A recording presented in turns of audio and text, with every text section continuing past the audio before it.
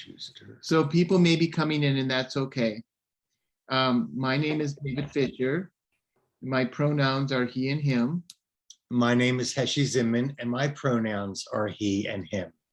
And Susan Bear is our tech angel tonight.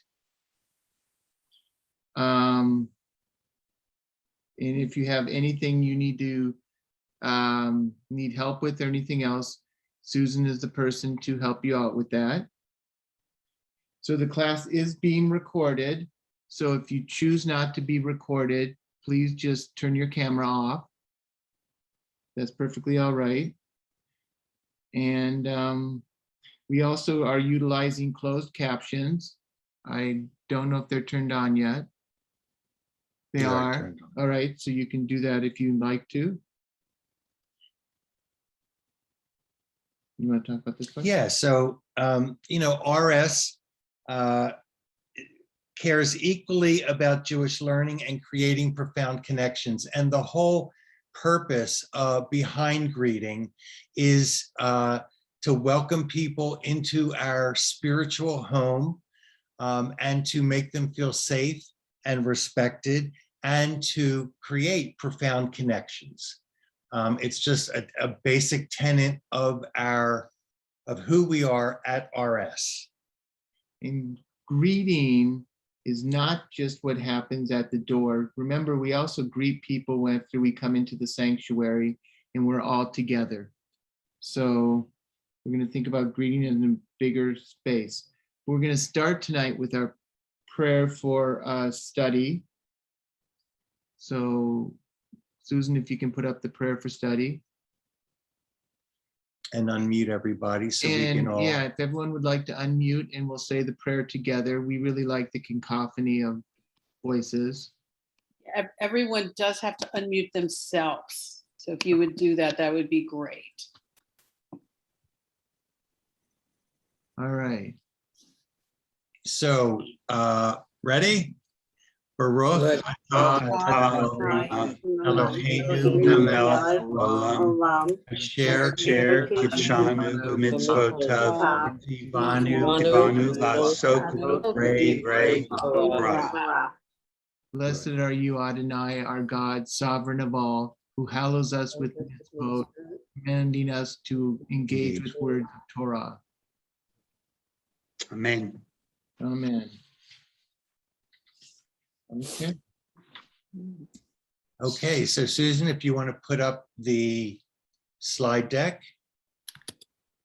So what we're going to do tonight is we have a slide deck that was developed with ideas used from Monica Kramer and some of our own ideas. And we are going to go through the slide deck and we're going to have some participation in a couple places and we're going to practice what we're talking about at the end. We're going to have lots of fun. So let it roll. And if you have any questions, feel free to use the raise hand feature and we'll answer the questions as we go along. And everybody knows where the raise hand feature is? Yes? Okay. Yes. Okay. All right. So next slide, please. Yep. So what's the thing about pronouns? So in English, the most commonly used pronouns, he and she, specifically refer to a person's gender. For queer, gender nonconforming, non-binary, and transgender people, these pronouns may not fit, can create discomfort, and can cause lots of stress and anxiety. In fact, a recent study showed that in transgender youth, using correct pronouns and names reduces depression and suicide risks. Next slide, please. This is me? No. It's you. So the most commonly used pronouns are he and him. Variations are him, his, and himself. She and her. Variations are hers and herself. They and them, which, yes, it's okay to refer to this as a singular person. And variations of that are theirs and themselves, or Z, which can also be spelled XE instead of ZE. Or some people prefer not to use pronouns at all and just want to use their name. And that's okay too. So what we'd like to do now, because it's so important that we make people comfortable, is that we'd like everyone to go into their Zoom tile and add their pronouns if you would.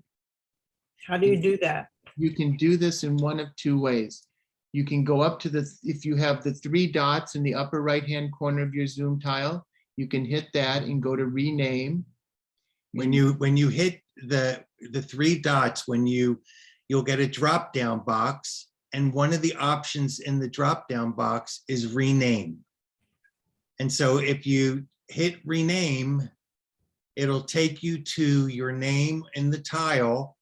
And then what we would like you to do is just type your pronouns in.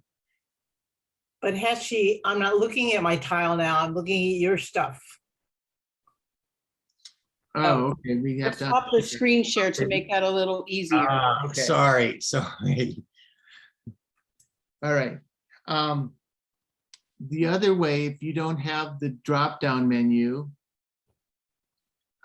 is to go to the participants list and you can add your pronouns in the participants list. And then they'll show up on your tile. So if you click on participants at the bottom and then you put your cursor over your name, to the right, you'll see a button that says more. And if you click on that and go down to where it says rename, you can rename yourself. Thank you. Everybody got it, I think? Vincian, how you doing? Oh, perfect. Oh, Bension, it's great. It worked. It worked. And why this is so important is that everybody wants to feel seen, wants to feel heard, wants to feel respected.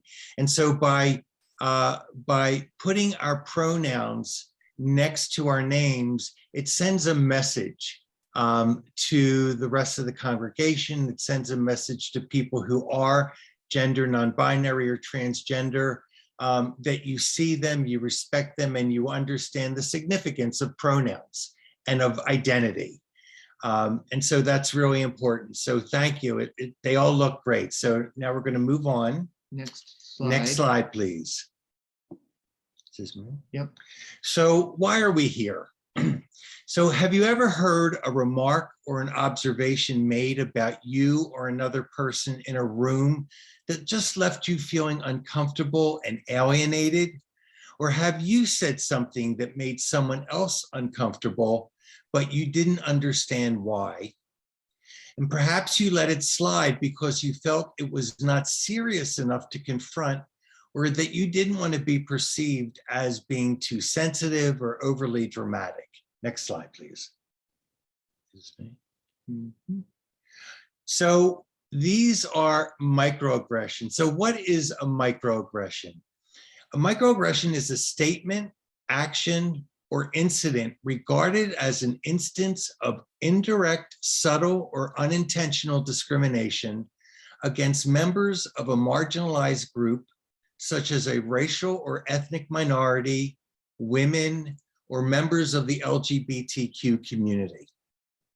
Most likely, everybody in this training has done something that would be considered a microaggression.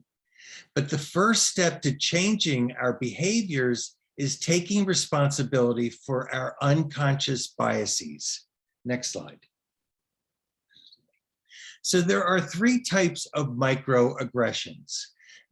Verbal microaggressions are a comment or a question that is hurtful or stigmatizing to a certain marginalized group of people, such as, "You're so smart for a woman," would be a perfect verbal microaggression. Behavioral microaggressions are when someone behaves in a way that is hurtful or discriminatory to a certain group of people. An example of a behavioral microaggression would be a bartender ignoring a transgender person instead serving a cisgender person a cisgender person, or someone whose biological sex matches their gender identity. And an environmental microaggression is when a subtle discrimination occurs within society. One example of an environmental microaggression would be a college campus that only has buildings named after white people. Next slide. So Ilana has her hand raised. I don't know if she wanted to Oh. ask a question. Yeah. What does cisgender mean? So a cisgender means where your biological sex matches your gender identity. So I am a gay man. So I identify, so I'm gay. I like men, and You're missing cisgendered. Cisgendered is, so I'm a man, I consider myself a man and use he, him pronouns, and I'm male. So my gender matches my biological sex. Okay, thank you. okay. Yeah. Yep. Okay, so next slide. Okay. We all slip up sometimes, but the important thing is that we recognize we have more learning to do and do better next time. Next slide. So how to avoid microaggressions? Assumptions to avoid. Don't assume someone you don't recognize is unfamiliar with our congregation or isn't Jewish. Don't assume someone is or isn't Jewish based on their appearance. Don't assume someone who is Jewish has had the same experiences as you, such as, you know how Jewish mothers are, or just like at summer camp. Don't assume that a visibly disabled person needs help. Don't touch a disabled person's wheelchair or service animal without permission. Don't assume that someone in a wheelchair can or can't walk. Next slide, please. What are some examples? Addressing a group with gendered language, such as, have a great night, ladies. What brings you here tonight? You're so articulate. You don't look trans. You don't look disabled. Where are you actually from? The way you've overcome your disability is so inspiring. Your name is so hard to pronounce. And is that your real hair? Next slide, please. Yeah. So what can you do instead? Well, you can learn from your mistakes. We're all human beings, and unconscious bias is embedded in our behavior. And we all make mistakes and have that oops moment. Own up to your mistake. It's never too late to learn from them. The past does not control or define who we are today. Next slide. Educate yourself. Generate a personal definition of microaggression. What does it mean to you? Just because you may have experienced it does not mean it does not exist. When you stereotype, you lose the opportunity to form a deeper connection with an individual. You do not allow that person space for their individualism and authenticity.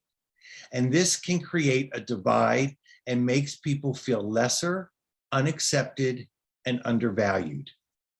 Next slide. Okay. Pay attention to your intention. Wait, Malka, do you have a Malka. question? Yes, and I'm sure you're going to address it, but as I hear Yeah. these things, I'm thinking with one of the words in the first definition was it's unconscious. These might be unconscious or unrecognized stereotypes or assumptions on our part. So please address as you go along. So how do we sort of surface them, get them into the conscious space so we can examine them and maybe do something different? Right, so we will address that. We will address that. But you know what, there is no right way to greet, but there's definitely things that you shouldn't say when you're greeting. And we'll get to that. So That is my. This is, Okay, pay attention to your intention. Sometimes when we speak or behave in ways without realizing that there is bias behind our words, our tone, or our body language. Because microaggressions are often subtle and may sound more acceptable, it's important to pay attention to your intention and consciously check yourself. I think this is where things become, where you surface them, where you just pay attention to your intention, because a lot of it's the subconscious is an intention, but your actual intention may be different. And if you're on the receiving end of a microaggression, acknowledge that moment and take the lead in asking, what do you mean by that? Or can you elaborate on your point to understand their intentions behind their words?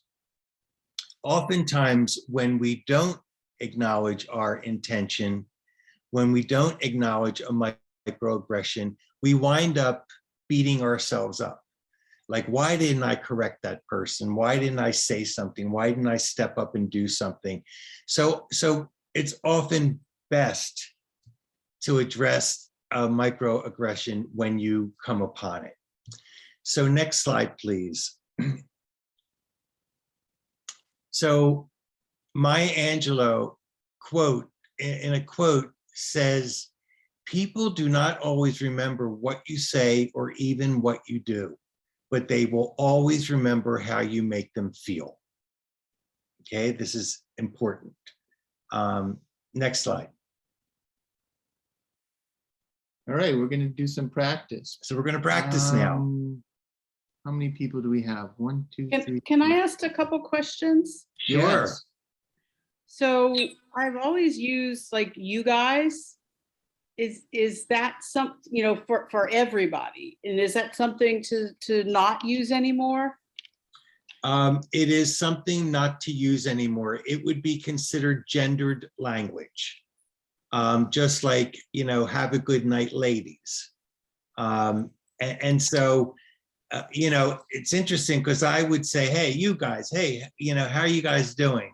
And wouldn't think twice about it. But I understand that some, you know, some people may take offense by you guys. And I've just heard of a situation where they said you guys and the people took offense. So just pay attention to your intention and know that it's gendered language. Yes. You have another question, Susan? Yeah, so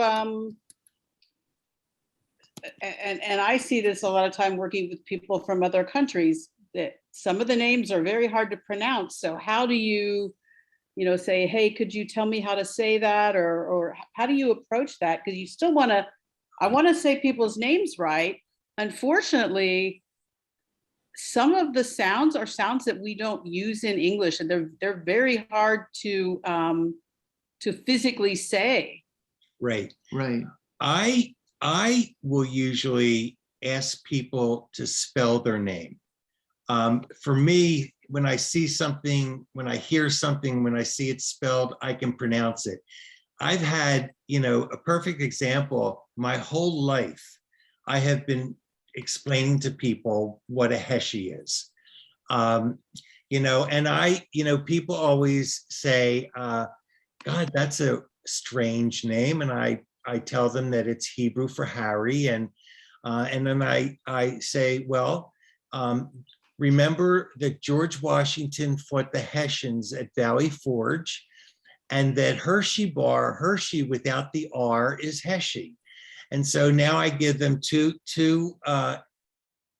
prompts to remember my name, and all is good. But I think, you know, ask somebody how they spell it. I think that's perfectly fine. And I think it's perfectly fine to say, you know, that's I'm having difficulty pronouncing your name. Could you help me? I think the important part, because I run into this at school a lot too, is just to acknowledge that you're having a difficult time and to ask the person to maybe say their name a second time or a third time. And Or spell it for you, and that should But work. I think the difference is in that to just say, man, you have a difficult name to pronounce.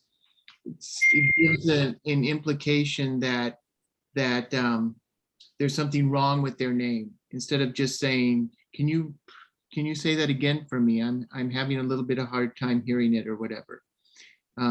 So that's how I deal with it. Muriel. So first of all, I grew up where I had maybe one friend who could say my name correctly, but that's old stuff. But I have my daughter-in-law's name. She's Chinese, and I really had to learn how to say her name. So I want to say spelling it does not help. If your name is Xiaoli, I mean, I didn't have any way of pronouncing that. It's Shaoli, but I didn't, so I really had to learn how to say her name. And I mean, she never said to me, you're offending me or anything. I just kept working on it. Well, how did you first hear her name? I guess from my son. And I mean, this is years ago already. And then, and even when I had to like hear it well when she said it. So you practice. So just Yeah, practice. but I'm just saying, when we are at synagogue and we're meeting someone so quickly, some names can be difficult. Yes, they can. I think the intention is not to tell people their name is difficult. Oh, right. Right. I'm not suggesting we do that. No, but that in the example, that was the example, is to say, man, your name is difficult to pronounce. Oh, So, But you can say, you know, how do you pronounce that?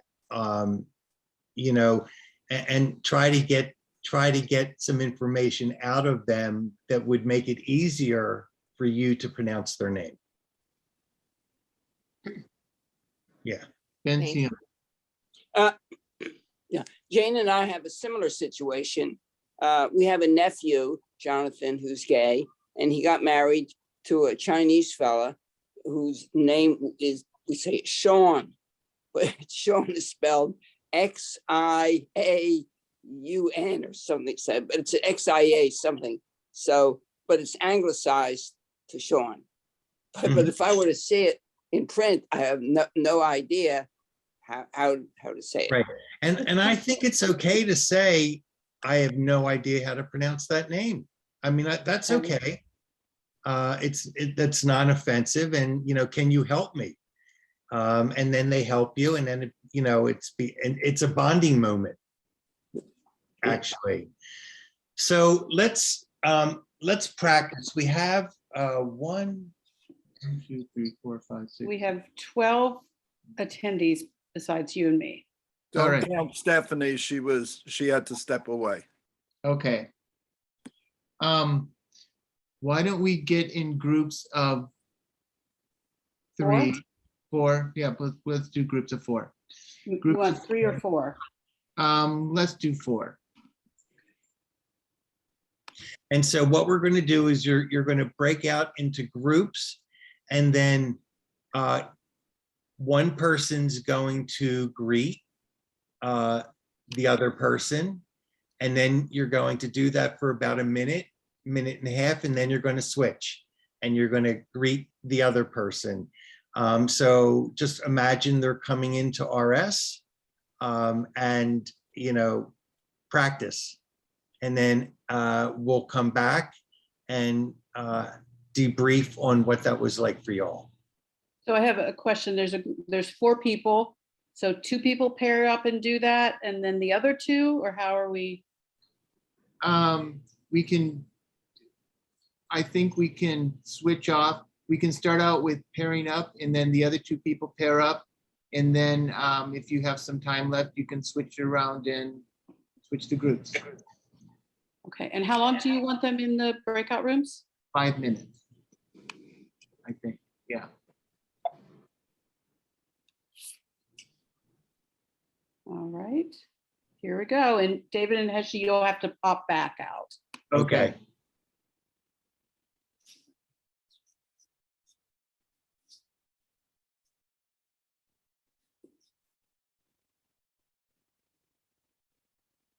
That worked.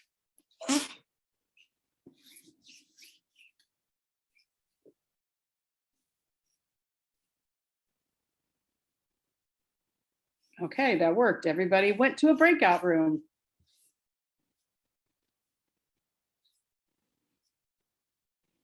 I can't hear, you're muted. So it's, 7.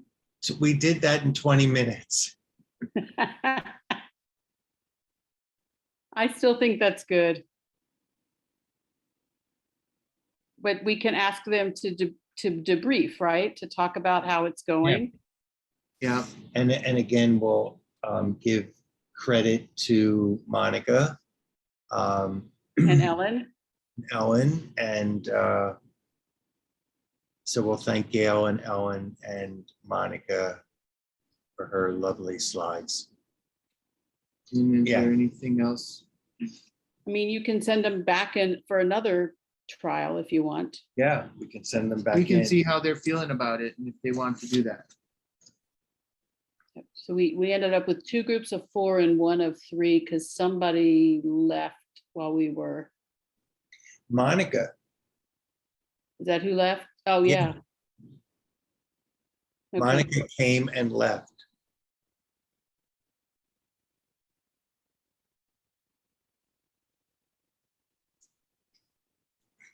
So, And then my biggest challenge sometimes, the folks in Brazil, sometimes their relatives, however long ago, came from some other country. So it's not even Portuguese, it's another language to try Right. and figure out. My cousin lives in Brazil and they're Jewish. Okay. Which And- city? Rio, Okay, I have not been to Rio. it's a beautiful city. But it surprised me. I was there when I was 40, so almost 20 years ago. And there were just little things that are so different. Like they said, when we get to a stop sign, roll the windows up on the car. Because people will carjack you if your windows are down, but not if they're up. Never thought Really? about that. Yeah. And they don't have parking meters. Instead, there's somebody who, you give them what's a reais, one of their dollars, which is worth what, 30 cents, and they guard your car for the day. So it was just interesting little things that were so different. Yep. I know when we went to dinner one time. No, that's Mexico. But yeah, it's different. It And is, they tell you not to go on the beach after dark. right. Which is too bad because the beach is so beautiful after dark.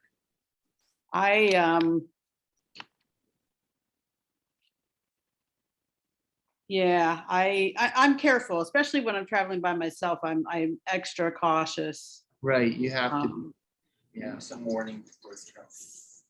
And there, I mean, there's also places in the US. I mean, I don't just go wander around in a new city. At least I'll ask the hotel, hey, I want to take a walk. How far each direction do you recommend? Yeah. And that's even in the US. Oh, yeah, because I spent a semester at University of Illinois at Chicago and lived in the graduate dorm. And first thing they told me is, when you go out the dorm, you can go in this one direction, but if you go in the opposite direction and cross the street, you're putting yourself in danger. Because the dorm was literally built on the borderline of I don't know what, but between the good Yeah. and the bad neighborhoods. I lived in an apartment out in, shoot, what was it? Plymouth Meeting. The part of the apartments were in Norristown, the townhouses were in Plymouth Meeting, but you enter them all together. But when you come out Right. on the street, if you turn right, you're in Plymouth Meeting. If you turn left, so we're gonna give them 30 seconds more. Is that good? Yeah, If you turn left, you're in downtown Norristown, which is not the most amazing place to be. So they should be back in 30 seconds. So can I close this breakout room in progress thing? Yeah. Will that, Yeah, okay. Yep. Well, I didn't know if it affected that's okay. something. nah, 10 seconds and they'll pop all back in. Okay.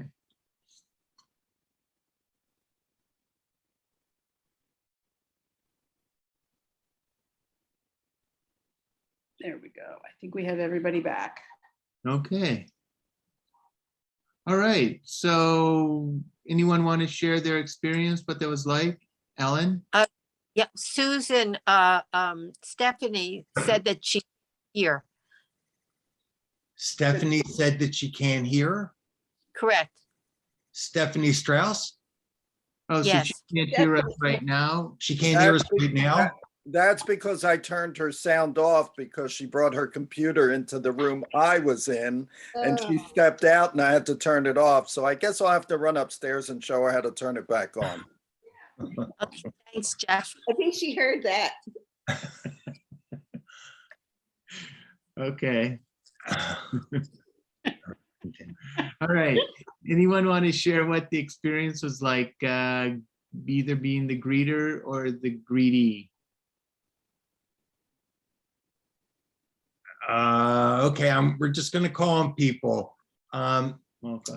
Malka, Practice is hard. It was very hard for our group to actually do the practice. We wanted to talk about it instead of practice it because you feel dumb. You're sort of at a loss. And when your go-to line, I used to have a go-to line, which I just recently found out was really offensive. Like, oh my gosh, it was so good, but no, it wasn't. So doing the actual practice, I think, was very hard for us.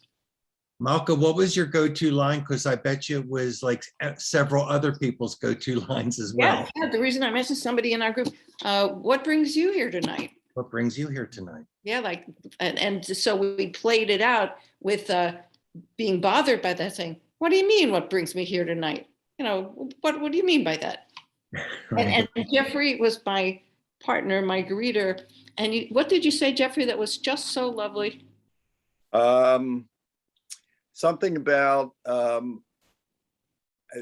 didn't mean, the second part was, I didn't mean to offend you by that.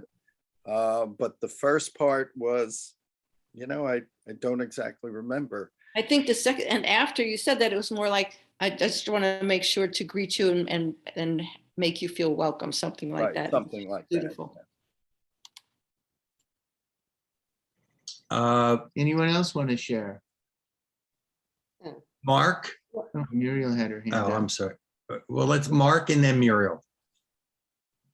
Okay, well, I didn't get to role play, but I've done some greeting at the door in spite of being a fairly recently new member. And, you just say Shabbat Shalom and delighted to see you. But if I feel like I need to engage further, and I don't know most people, frankly, so my risk of committing a microaggression maybe is very high, because what do you say to people you don't know? So I think the way to do it is to lead with the fact that, I've only been a member for a couple of years, so I don't know everybody. I'm delighted to have a chance to meet you. And so if they are a fourth generation RS member and they've been coming for 50 years, I haven't offended them. Haven't And offended. if this is their first time and they're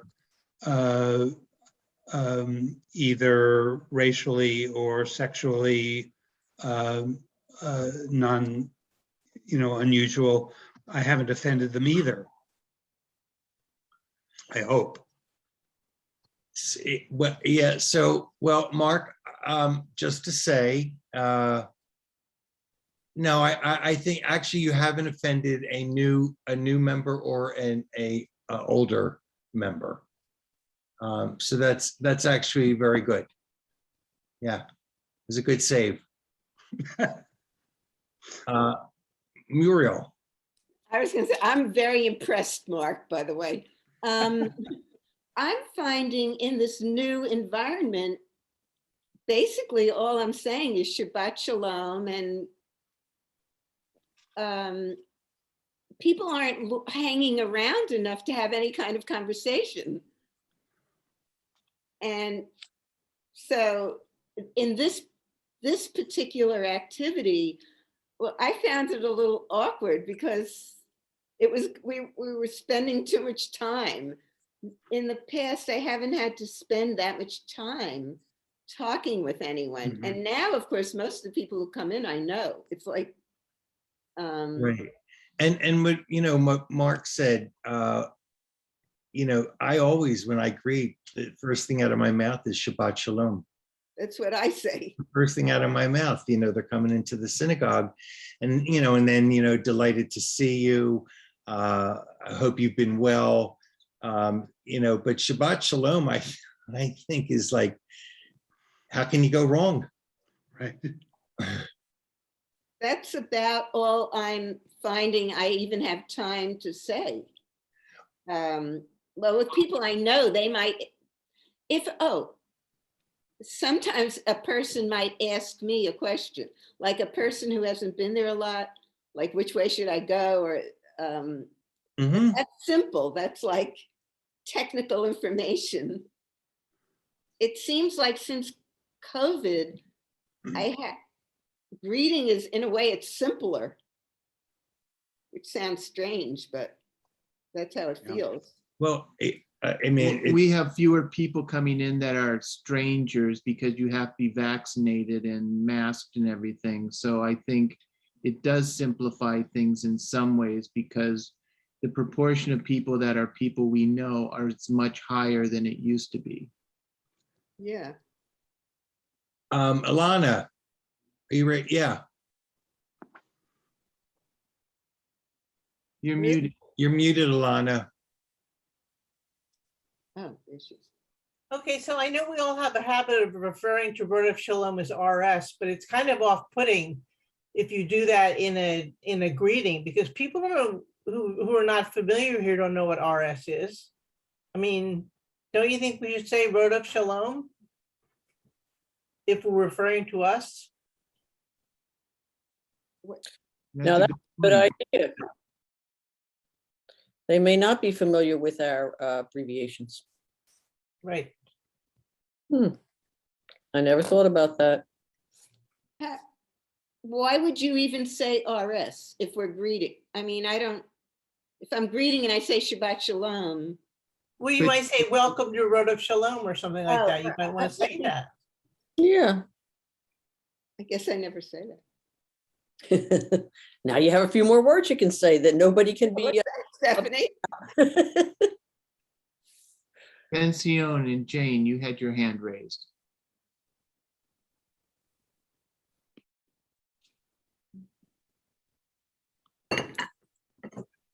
Benzion, you're muted. He's unmuted. Oh, I just found the exercise a little bit awkward. I think we didn't know that we were supposed to stop at a certain point. So Muriel and I just kept going and just coming up with all sorts of things that we probably never would say because we'd never had that kind of time. But I have gotten some more knowledge from people like Mark.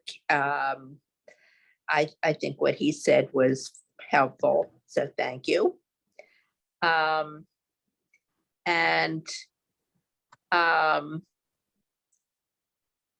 just, I think we should have had some kind of a alarm set so that we wouldn't have talked so long. Okay, something to take into consideration for next time. Because I think you can do that is set an alarm and have people switch after a certain amount of time. Mark? Thanks. I'm thinking it might be useful to move on to talk about how we interact with people once we're inside the sanctuary and the service has begun, when the rabbis say, greet somebody who you haven't met before that's near you in the sanctuary. Sometimes I find those a little bit awkward. And I do see people I don't know, and I introduce myself by name, but I'm not sure what questions, if any, to ask, or what things about myself are best to lead with. So that might be a good topic to take up now. Susan? You know, one thing at the last greeter training that somebody said was you can always say, I just love being in this space. It's so beautiful. You know, it helps me get ready to pray or something, anything Yeah. about how beautiful our sanctuary is. Right. I'm writing that down as you speak. Right. In fact, I always, that's one of the things I always say, isn't this the most awe-inspired sanctuary you've ever seen? Isn't this, you know, it's just, you can feel the presence of. And that way you can be talking to someone who's been there 20,000 times, or it's their first time. It works for everyone. Yes. Who had their hand up? Ellen. Ellen. Oh, and Andy and Ellen. Andy and then Ellen. Hi. So also, you know, in the sanctuary, it's also, you know, I'm really happy, grateful to be here to hear the music, to be together again, to, you know, that's, you know, and that's also when we're greeting as well. It's, you know, I haven't greeted since before the pandemic. So, you know, coming into the synagogue now, it's, you know, I'm just grateful to be here, grateful to see you. What a blessing. Huh? Is right, it is. So I Yes, think those are kinds of things that we could all, you know, use, you know, is that we're just grateful to be here, just to be able to be amongst community. Yes. Ellen? Yeah, so when you're in the sanctuary and you're greeting somebody that you don't know, so you're going to give your name, right? So you say, I'm Ellen. Then do you think that the very next thing we should say is, and my pronouns are she, her? Should we do that? It wouldn't be a bad practice. I belong to several communities where when they introduce themselves, they always say their pronouns. Let's say it's becoming the introduction of pronouns and to present your pronouns is becoming common practice. Okay. It's becoming common practice, you know, in corporate America, you know, they do pronouns. So I think honestly, I think it would be a good practice that many people would find awkward and uncomfortable doing.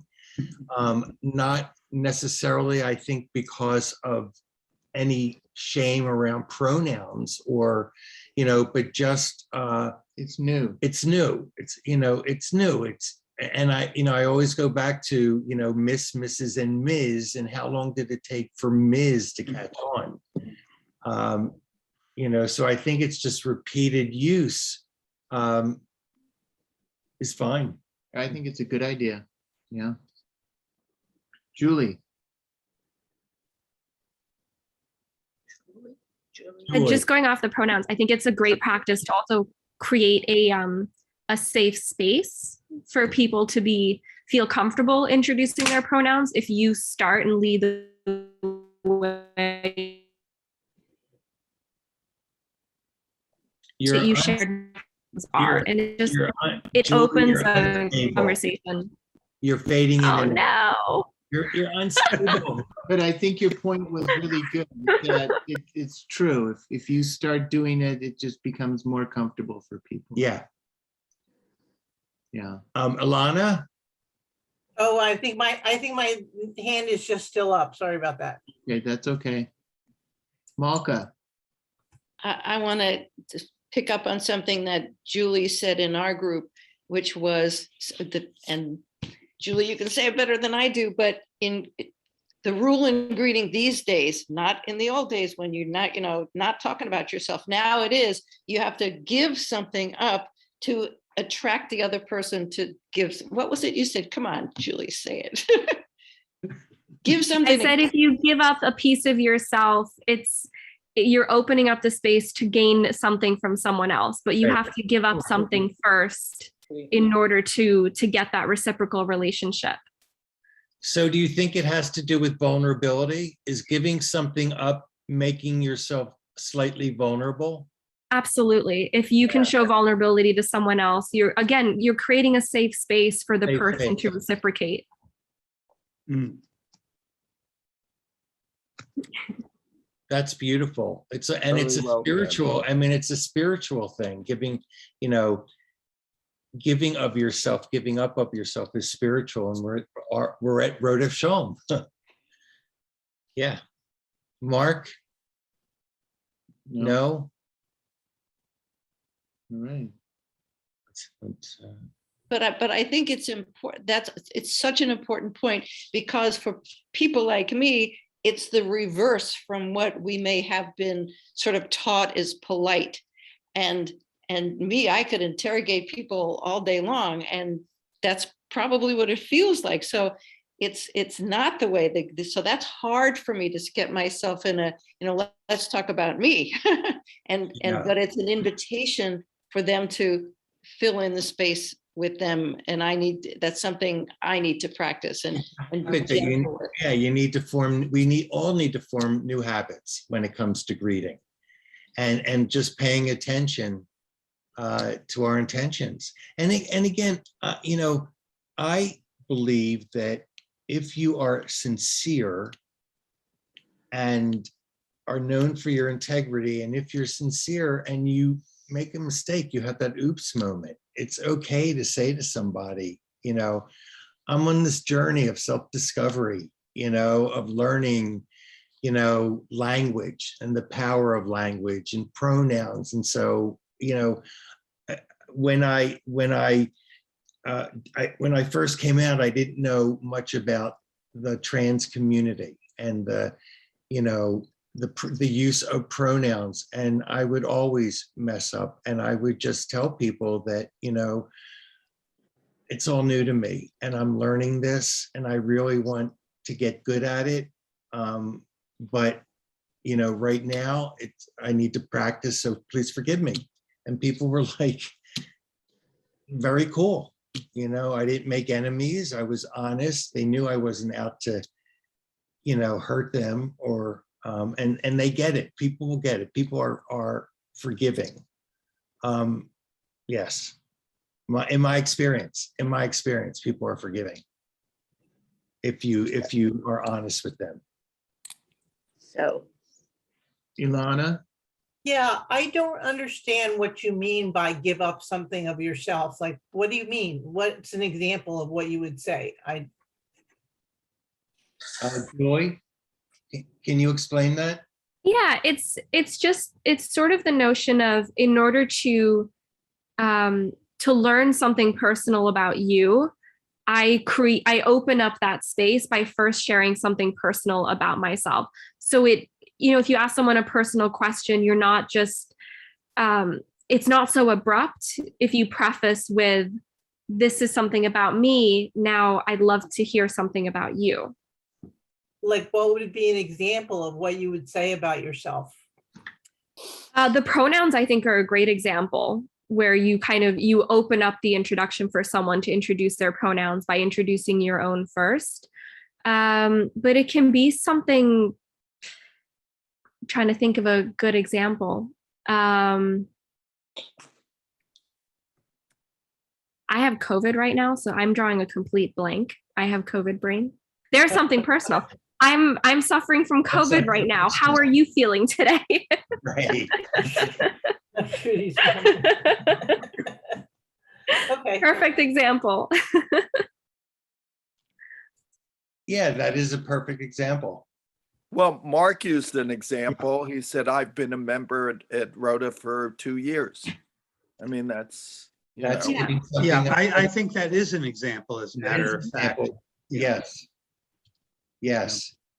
I do that often when we have when they ask to look around and introduce yourself to someone new. I like to introduce myself as a new member and ask someone else how long they've been a member, just because it's a very interesting thing, especially with COVID. Everyone's been on Zoom for so long that I think there's a lot of people who haven't seen each other for a while during the pandemic, and a lot of new faces have popped up. Yes. What I like about what Julie just said is that way, if somebody is there for the first time, or if their great grandparents were members and they've been there forever, they can respond equally well to what you just said. So you're not taking any risks. You're not, well, you're exposing yourself, but you're not risking saying anything inappropriate. And that would be the exact point to say Rodef Shalom instead of RS. I've been a member of Rodef Shalom for Yes. 5 years. Yeah, because if they're the first time members, they're not going to know. Of course, if they've been there for 4 generations, they probably know it as many other things. Who knows? Many other things. So are there other thoughts? Well, I'm still struggling with the they, them. But I don't know how that would come up in greeting. Well, if you offer your pronouns, someone may say their pronouns back, and their pronouns might be they and them. So I believe that we have congregants who identify as they and them. What does that mean? What it means is Male or Well, female? I'll give you an example from Sure. when I wrote my dissertation. I looked at the intersection of queer identity and mathematical identity, and one of the participants in my study used the pronouns they, them. And my first reader, had a really hard time with it. I had to explain to him that they and them can be used as singular pronouns by gender non-conforming people or non-binary people. And just for some people, those are the appropriate pronouns, and that sometimes they and them are first-person pronouns.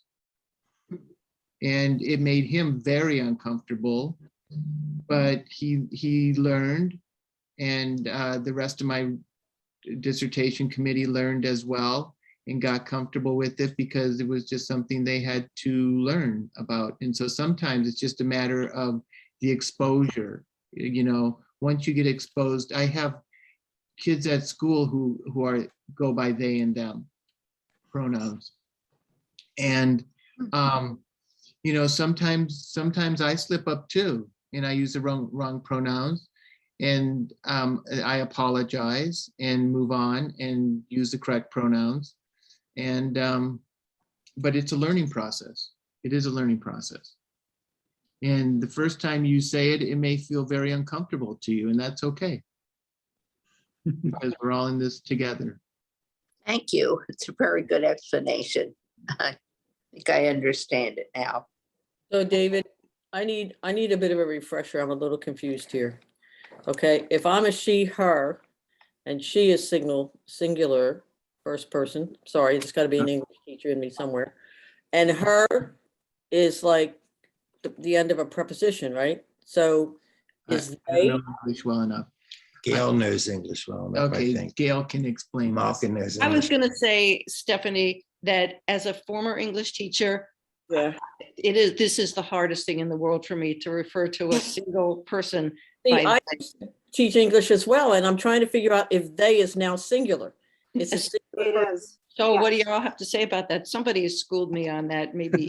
It's hard. It's hard to kind of, you know, it's just our daily life, and we, you know, it's hard. you get used to it. It's confusing to us. It's hard, but keep practicing. That's why you ask people their pronouns, and it's tough. It is tough, but they Singular. say it again. They is singular, is being used It as a is, yes, singular, they. Yeah. multi, male, female. But pronoun. also them too is also singular. So Them is singular too? it's Joy. interchangeable. It's interchangeable. Oh, But- no. It is. But so once you say they, them, they will answer to they or them. It's them, it's they said this, and They said You know, this. we're gonna go pick up them, or they're gonna meet us, or they are coming home, and we're gonna go get them some Right. or something. Singular? Stephanie, I'm it, so it, confused. it's They just, say it's they don't, That's weird, practice. it's crazy. they don't identify as he or she. They're Exactly. gender non-binary. They're just gender non-binary or transgender, and they don't identify as she or Gender he. fluid? It's It also could gender be fluid as well. fluid, too. It could be Yeah. gender fluid. It Yes. could be gender fluid. Think of it as a continuum. Yeah. Think of it as a continuum with, there's he on one end and she on the other end and everything in between. So Everything if I in say between. they, am I talking to one person or am I talking to a group of people? You don't know. Yeah. Because they're in front of you. You know, because they're in Um, front of you. Okay, so they could Mark? plural or Yeah. singular. I've never been an English teacher, but I am a grammatical purist. And I have to admit that they them makes me a little bit crazy. But in terms of what we are here to talk about tonight, greeting people, Mhm. you are talking to people in the second person. It's you. It's not they, them. I mean, you may want to exchange pronouns. That's fine. I'm not saying you shouldn't do it, but it's not necessarily going to be It's not going to be part problem of your greeting. when Yeah. you are interacting with somebody that you've never met before. It's just having knowledge. It's just, Hi, I'm Can't- delighted to meet you. Tell me about yourself. Joy, did you have a question? I just had like an anecdote that can be helpful for this. Solution, If I you like- ever, so my brother-in-law, someone recently dinged his car. And he's someone that I've actually had a lot of conversations with him about this, because he also gets very frustrated because he doesn't quite understand the context and how to best use. No, you're fading out. Fading out. Joy, you're fading out. Is that- Or are we fading out? No. Oh, I think it's Julie. No, it's definitely me. I'm out in the suburbs and it's Oh. just not working. Mm. You're All right, back. well, If it's, thank I you, can try to Julie. talk slowly. Or put it in the chat if you can, Julie. Try it again. Oh, Oh. no. Gonna put it in the- Okay. Do we want to go ahead and wrap up? Yeah, we can wrap up. This was very interesting. Thank you. I Yeah. think we need more. I'd like more. Joy, or you're muted. Unmute Joy and try again. Is it better? Yes. Okay. I'll try get through it. So the way that he described the story to me was saying that someone had dinged his car because they had backed up, turned their car over, and then driven right into his car. But as he was telling me the story, I realized that he was using they, them, because he said they drove their car and they turned the car around and then they drove straight into his car. And when he got through the story, I said, well, the way that you're thinking of them, you don't know their gender. So you said they, that's sort of that parallel that you can draw. Hmm. And with that, we'll end. And Susan, thank you, Joy. Are there any instructions, or we just say thank you so much? Thank you to Martha and thank you to Ellen Poster for organizing this little soiree. And again, thank you to Monica Kramer for some of the content that was used in the slide deck. We really appreciate their input into the whole process. Amazing. What happened to her? She was. The so- evaluation, minute. I think. Muriel Monica goes by they or them. I Mhm. know. Oh, see, I know that and I forgot. It's okay. It's okay. It's okay. They were here and then they left. Right. They were here and then they left. Exactly. Yeah. So- Just a reminder Right. that we have more sessions this week. The link for Days of Learning is in the chat. And you got an email this morning that helped you log in. Please go back to that and fill out the evaluation form. It's very short and it really helps the team that does the planning. Do we Okay, use can the I same- say Thank something? you. Julie, feel better. Jane? Feel better, Joey. Jane, Okay. feel Thank free. I you. just want to say Feel that better. I Thanks for sharing. was kind of skeptical. I said, greeting, hello. Two exhibits. But I just want to say, got a lot out of this. Great. learned- Thank you. Thanks I for, learned a lot. thanks for attending. Thank you. Thank you. Thanks, Thank you for everybody. leading. Good to see everyone. All right. Thank you all. Bye. Thanks. Bye-bye.